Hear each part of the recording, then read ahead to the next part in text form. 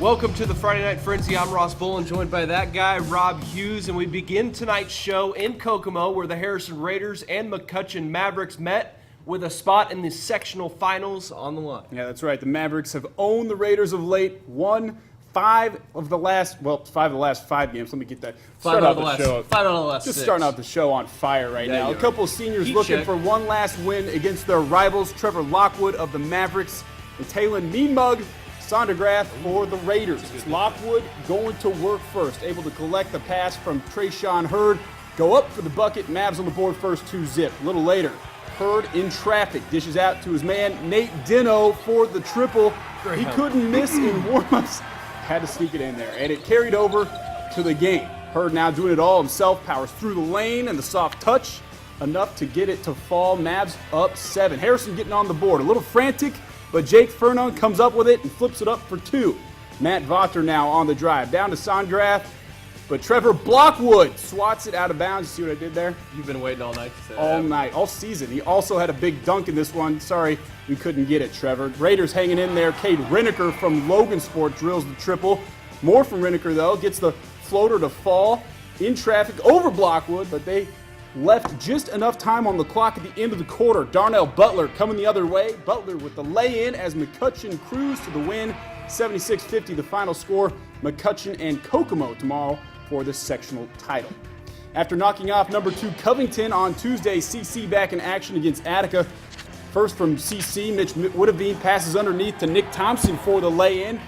At the other end, Attica's Lance Worrell passes to Keaton Arnold for a layup. Layups all around. Then CC turned up the heat defensively. Nick Thompson blocks a shot, passes up the court to Woodavine, who passes underneath Jake Barrett for the fast break. Lay in. CC in complete control. Attica trying to chip away. Brady Sheridan nails a 3.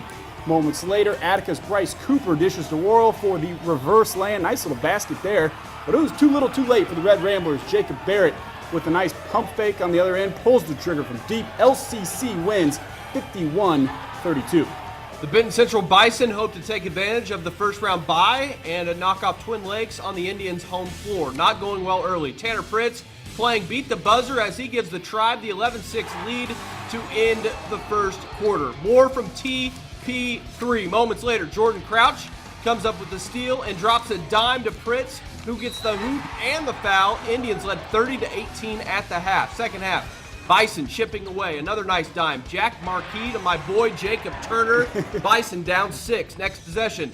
Nice ball movement leads to Austin Dixon miss, but the senior is there to clean it up. The hoop and the foul for Tyler Soline. BC hanging around. But in the end, way too much from TP3 and the Indians. Number 3 finished with 21 points. Twin Lakes advances 65-56. More on this game later in the show. I like that nickname, TP3. In the first game at Tri-Central, the Carroll Cougars take on the Faith Christian Eagles. Starting in the second half, a little high-low action. Seth Eldridge hits 3, and the Cougars come out hot. On the other end, Josiah Overly fakes, goes right, scores off the glass, but the Eagles now trail. Cougars turn as Jaron Bush up and under. What a nice little nifty move there. You got to get nifty in every sportscast. Nifty move. And the Cougars add to their lead after trailing by 7 at the half. Not going away just yet, though. Faith Christian's Vernon Ford flies like an eagle. Right there, Stage to the scene. Still a little single-digit lead at this point. But later, wide open on the wing, it's Bush again. This time from 3. Big man, big shot. He's got the eye of the Cougar. Carroll, with a strong second half, advances with a final of 39-48. In the second game at Tri-Central, the Frontier Falcons took on the Rossville Hornets. In the first quarter, Clayton Howard gets the pass and hits the baseline J, and the score was just 5-1 after the first quarter. On to the second quarter now. Austin Myers with the hat trick, but both teams had trouble hitting tonight. Then off the miss, Myers cleans up with the putback layup. He provided a spark late in the half for the Hornets. Next time down, Austin Miller with the baseline drive and the fancy finish, and Frontier is held without a field goal for the entire first half, Rob. That's not good. Yeah, not good. Later in the second half, E.T. Brenneman goes home for 2, and the Rossville zone defense proved to be too much for Frontier. Rossville advances to play Carroll by smothering Frontier. Final score 49-38. 23. No field goals in the first half. That is not good at all. That's the end of the first quarter. Coming up after the break, we'll make stops at a lot of places. Yep, the Frankfurt Hot Dogs were hoping to survive and advance at home. The Friday Night Frenzy will be right back. Where you live. All right, welcome back to the Frenzy. We head to Case Arena where the Frankfurt Hot Dogs were looking for win number 17 tonight. And looking to get one closer to securing their third straight sectional title. That was a little better than the first go-around, Ross. The hometown Dogs were lagging to start the game. Early in the first, Crawfordsville, Jordan Miller swings it over to P.J. Schaefer, and the 6'3 senior takes it right to the rack. The layup is good. Frankfurt's Isaac Rudd fires a pass inside to Christian Smith, who gets good positioning, lays it home off the window. The Hot Dogs move the ball around the arc, coming back the other way. Christian Smith returns the favor to Isaac Rudd. The senior buries the triple to give the Hot Dogs a 9-8 lead close early on. Moments later, Frankfurt's Brody Kirby uses a screen, drives past two Athenians for the tough layup. The Hot Dogs were steaming. The Athenians would respond, though, with a flurry of their own. P.J. Schaefer gets the lucky roll on the short jumper at the end of the first quarter. Now Crawfordsville, Shad Conrad. Be better if it was Shaq.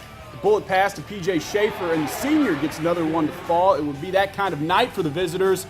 Nick Page gets it over to Schaefer, and he gets the runner to go off the window. Crawfordsville storms into Case Arena, comes away with a victory, 51-45. Western Boone taking on North Montgomery in the other game at Frankfurt. Picked things up late in the third. Western Boone's Riggs Baxter drives baseline for the bucket. That put the Stars up 39-30. Then the three ball from North Montgomery's Caleb Randolph falls short, no worries. Chase Mahoy grabs the board, gets the putback plus the foul to keep it a close game. Western Boone's JT Whitaker leaks out in transition. Cody Zeller, the big man, rocks the rim. The throwback gives the Stars a 13-point lead with 3 minutes to go. About a minute later, Western Boone's Riggs Baxter takes it to the hole. The junior absorbs the contact and still gets the bucket. Western Boone advances. The Stars win. Final score 54-34. Over to Vietersburg. Fountain Central hosting Seeger Mustangs were up as much as 32 in the second half, but the Patriots showed some fight.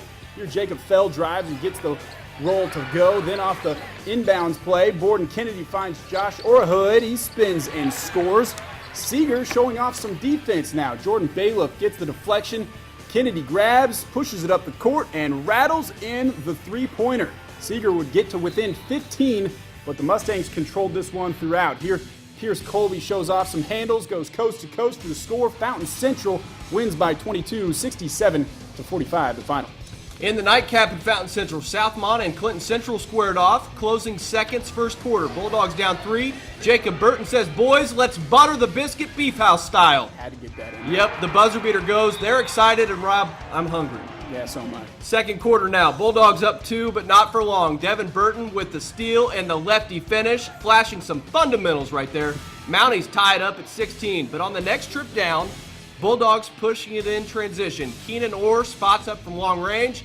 19-16 Bulldogs. A few possessions later, Mounties still trailing but working the ball around. Eventually, the ball finds its way to Cameron Rimley, who knocks it down from Canada. The Mounties go on to win 62-60. I love it. Pioneer taking on North White in 1A action in the Caston sectional. Vikings up 10 in the second. Dalton Fleck drives all the way down the lane, flips up that one in, and the foul. North White up 32-19 at the half. Third quarter. Pioneer looking for a comeback. Panthers find Keith Nyes in the corner for the three. He buries that. North White finds Ty Maddox. He drives his way inside past a few Pioneer defenders. Lobs that one in. Pioneer's Sam Kaiser now drives down the baseline and goes up strong. Lays it in. North White with some nice ball movement coming back the other way. The ball eventually finds Clint Hendricks for the layup. North White wins 50-39. Second game at Caston, Tri-County facing the Comets in the first quarter. Caston's Quentin Douglas dribbles, drives, pulls up. Give him those two. That's good. Into the first quarter. Tri-County looking to get off a shot. It's Dane Hardeback from long range. He connects for 3 as the horn sounds. Tri-County was up 11-4 after 1. But the Comets would answer. Dustin Offenberger is open in the corner for 3. He knocks it down. Caston started the second quarter on an 11-3 run. Then Tri-County's Elijah Legler backs down his defender, finds some room. pulls and hits the jumper. Tri-County wins 53-42.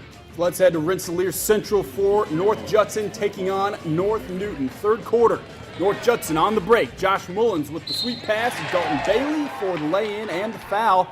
Newton's Bryce Carden gets it down low, and he lays it up and in.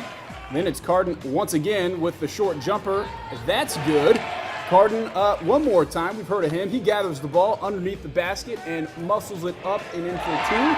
But Blue Jays too much tonight. Jacob Shabby puts it in for two of his 32 points tonight. 32 points tonight. Coach's son, Blue Jays move on 65-56. Rob, my dad was a Bomber, which means I get the Rensselaer highlights tonight. First quarter. Take it. Colin McGee gets it in the middle, and he puts it up and in, plus the foul. More from the Warriors. Derek Dotlick gets the long rebound and puts it back up and in. Warriors rolling early. Moments later, unselfish play by Winamac. A nifty pass, nifty, to McGee for the lay-in. It's not going good for Papa Boland's Bombers here. No, Warriors turning up the heat defensively. Here's a nice steal. Jeffrey Nice goes coast to coast for the lay-in. Somebody moves on in this one. We haven't gotten to... Oh, there's the score. And Winamac. 47-40. Papa Boland's not happy. 47-40 was the final. Man, good teamwork there. Switching gears from high school to college basketball, the Purdue women's basketball team was in action this afternoon in Indianapolis. The Boilermakers took part in the 4-5 game against the Iowa Hawkeyes. And for more on today's game, we welcome in Sports 18's Ruben Juarez. Hey, Ruben. Hey, guys. In their only meeting against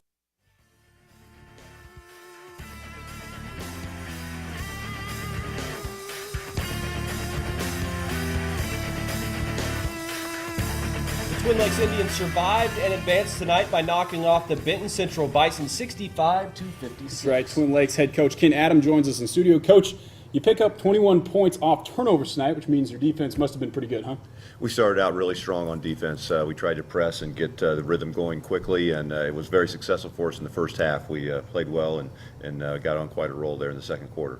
Tanner Pritz, 21 points on 7 of 10 shooting, but you also got contributions from Dane Holmes and Tyler Reddington, who combined for 24 points, 13 boards, 6 assists, and 1 steal. That's a lot of stats.